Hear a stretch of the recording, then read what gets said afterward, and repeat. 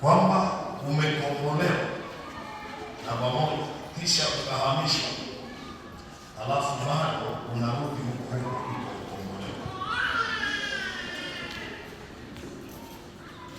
utakuwa ni mtu wa kituko.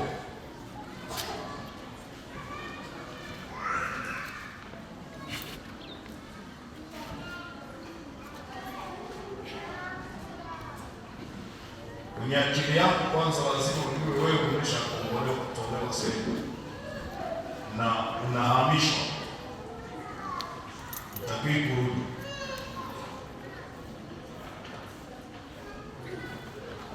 Miaka ya nyuma watu walikuwa wanaishi tu vyovyote, lakini serikali ilianzisha mpango wa kuwapanga watu. Wengi bado walikuwa kwenye matumbo ya mama zao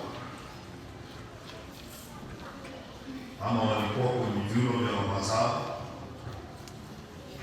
Kwa hiyo ikaanzishwa operation maalum hiyo sasa ya kuanza watu waanze kupangwa. Kwa hiyo watu walikuwa wanahamishwa kutoka kwenye maisha ya uholela ili waanze kukaa kwenye mazingira ambayo itakuwa ni rahisi serikali kuwapelekea huduma ama kuweza kuwahudumia kuliko ambavyo